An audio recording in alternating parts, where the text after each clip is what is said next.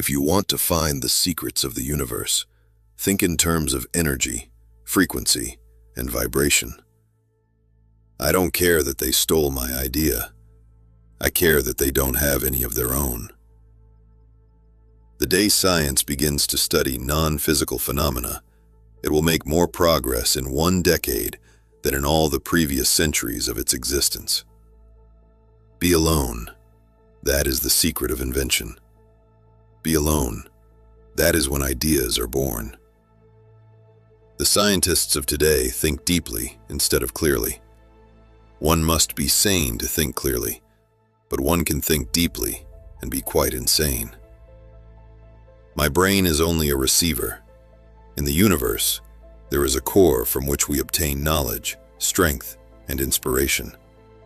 I have not penetrated into the secrets of this core, but I know that it exists. The present is theirs. The future, for which I really worked, is mine. If your hate could be turned into electricity, it would light up the whole world. I do not think you can name many great inventions that have been made by married men. What we now want is closer contact and better understanding between individuals and communities all over the earth, and the elimination of egoism and pride, which is always prone to plunge the world into primeval barbarism and strife. Peace can only come as a natural consequence of universal enlightenment. I do not think there is any thrill that can go through the human heart like that felt by the inventor as he sees some creation of the brain unfolding to success. Such emotions make a man forget food, sleep, friends, love, everything. Our virtues and our failings are inseparable, like force and matter. When they separate, man is no more. All that was great in the past was ridiculed, condemned, combated, suppressed, only to emerge all the more powerfully, all the more triumphantly from the struggle. Let the future tell the truth, and evaluate each one according to his work and accomplishments. Life is, and will ever remain, an equation incapable of solution, but it contains certain known factors. What one man calls God, another calls the laws of physics. We crave for new sensations, but soon become indifferent to them. The wonders of yesterday are today common occurrences. Invention is the most important product of man's creative brain. The ultimate purpose is the complete mastery of mind over the material world, the harnessing of human nature to human needs. Today's scientists have substituted mathematics for experiments, and they wander off through equation after equation, and eventually build a structure which has no relation to reality. The gift of mental power comes from God, divine being, and if we concentrate our minds on that truth, we become in tune with this great power. My mother had taught me to seek all truth in the Bible. I am credited with being one of the hardest workers, and perhaps I am, if thought is the equivalent of labor, for I have devoted to it almost all of my waking hours. But if work is interpreted to be a definite performance in a specified time according to a rigid rule, then I may be the worst of idlers. The individual is ephemeral. Races and nations come and pass away, but man remains. But instinct is something which transcends knowledge. We have, undoubtedly, certain finer fibers that enable us to perceive truths when logical deduction, or any other willful effort of the brain, is futile. Most persons are so absorbed in the contemplation of the outside world that they are wholly oblivious to what is passing on within themselves. Every living being is an engine geared to the wheelwork of the universe.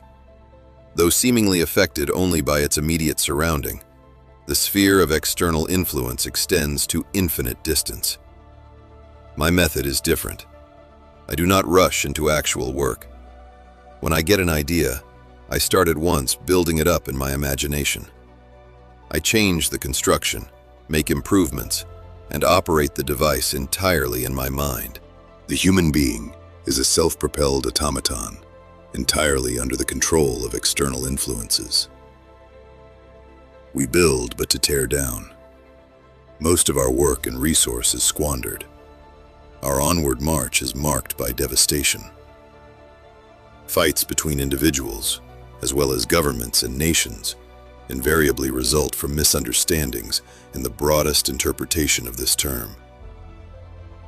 The desire that guides me in all I do is the desire to harness the forces of nature to the service of mankind.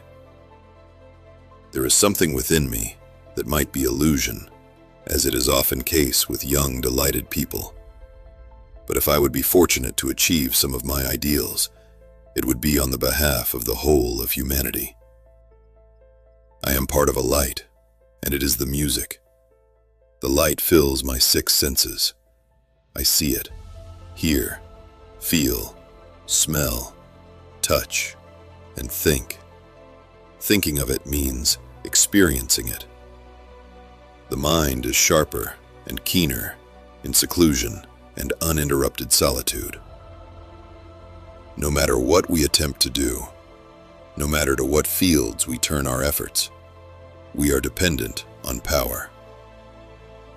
Peace can only come as a natural consequence of universal enlightenment. Antisocial behavior is a trait of intelligence in a world full of conformists. Money does not represent such a value as men have placed upon it. The individual is ephemeral. Races and nations come and go, but man remains. Instinct is something which transcends knowledge.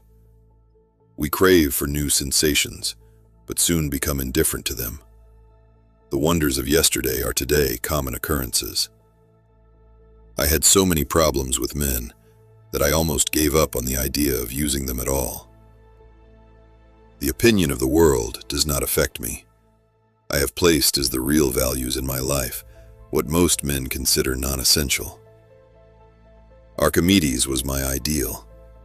I admired the works of artists, but to my mind, they were only shadows and semblances.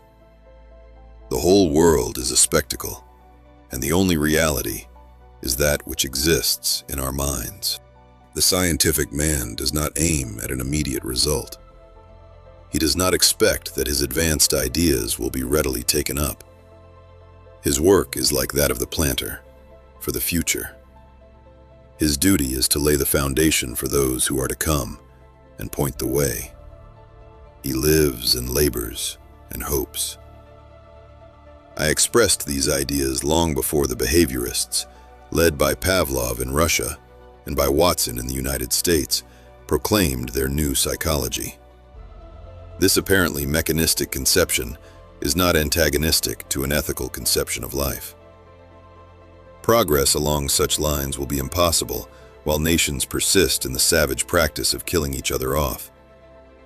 I inherited from my father, an erudite man who labored hard for peace, an ineradicable hatred of war. Most certainly, some planets are not inhabited, but others are, and among these there must exist life under all conditions and phases of development. So astounding are the facts in this connection that it would seem as though the Creator himself had electrically designed this planet. As I review the events of my past life, I realize how subtle are the influences that shape our destinies. The progressive development of man is vitally dependent on invention. It is the most important product of his creative brain. All perceptible matter comes from a primary substance, or tenuity beyond conception, filling all space, the akasha, or luminiferous ether, which is acted upon by the life-giving prana, or creative force, calling into existence, in never-ending cycles, all things and phenomena.